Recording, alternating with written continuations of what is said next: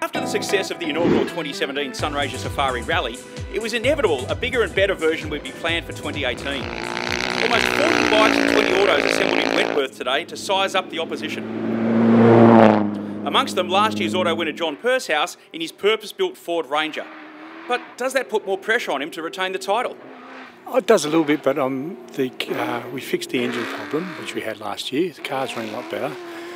We've did an event probably 2 months ago with no issues, so we're really hoping that it will follow on from there and we can have a really good run. And that will be the secret to the event, is the person who doesn't have any problems and doesn't necessarily have to be the fastest, but gets to the end. John Hedricks came out of retirement last year to make up the numbers in his old Nissan Patrol. But this year he's back with a serious weapon. It's a buggy, so it's a Pro Class buggy, so it's very different. It's got a lot of power. I don't know, it's got 400 kilowatts in the back wheels, they tell me. So it's very fast. It handles bumps well, and I think the terrain around here will suit it quite well. It changes direction, it goes good over sand, so it's the perfect machine. The question is reliability, because it's so highly strung. I don't know if it'll last the 2,000 Ks. Rob Herridge was leading last year's event with the engine let go in his Subaru Forester. Now he's stepped things up a bit. The concept was good. Subaru all-wheel drive, good handling.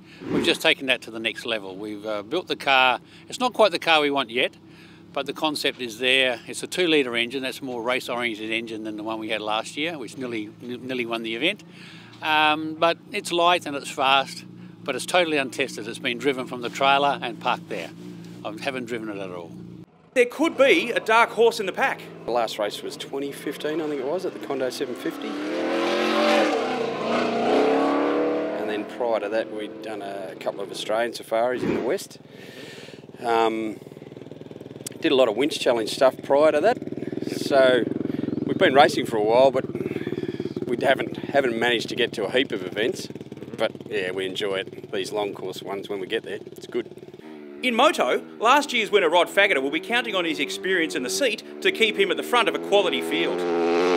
This is a different event. It's got its Aussie flavour, it's Aussie terrain, and some of the guys probably know the terrain around here better than I do. But I guess my experience is obviously the main thing, and we're trying to defend the title. Factory Honda rider Jacob Smith couldn't be here last year, and he really wished he had. I'd love to have been here. This is sort of my favourite style of riding, pretty much. So yeah, and then seeing Rod come down and do well. So yeah, I wanted to be here for sure, but it just didn't work out. So I'm glad I made the effort to get here this year, and yeah, I'm looking forward to it. Toby Hedricks is looking forward to it too. Last year's Moto runner-up would like to go one better, but knows the competition will be tough. Having raced last year, Condo at the start of the year, a bit more experience with it, understanding of what goes on, a bit more settled this year, in saying that the field this year is tough. There's an over 45 category in this event, and factory rider David Schwartz is starting in P3 for good reason. The experience, 10 safaris and 3 Dakars as well, so sort of been around. And the first rally I rode was in 2000 in Alice Springs, so where we started. So, and yeah, had a interesting journey along the way, been all around the world, and yeah, really enjoy it. Interestingly, there's a private battle already raging between autos and motos. Both Toby and Bo Hedricks reckon they can beat the old man, but he's not having a bar of it. So that's all right, it's on today. So I reckon I can at least last one day. So we'll see if we can do a good time. So that battle and the main game got underway just after midday, when the 105k opening special stage kicked off just outside Mildura. John Hedricks did what he said he would do and set a cracking pace to lead the autos. Glenn Owen was second, with Jason Noonan in a third buggy holding the provisional positions. Navigation was a feature of the first stage, with several crews struggling to find their way, amongst them front-runner Rob Herridge, who dropped out of the top order. Brett Ross eventually made the finish, but not without an extended period trying to find the correct route. Yeah, we took a bit of a detour, yeah. Didn't realise we'd taken a detour till quite some time later, and turned around and took another detour that we shouldn't have taken, and yeah, took a bit of assistance to get us out, but that's okay. We made it back, the car's not broken, so yeah, it's all good. Back for another crack tomorrow. John Pursehouse found his way through, but the narrow track took its toll and a flat tyre kept him out of the standings.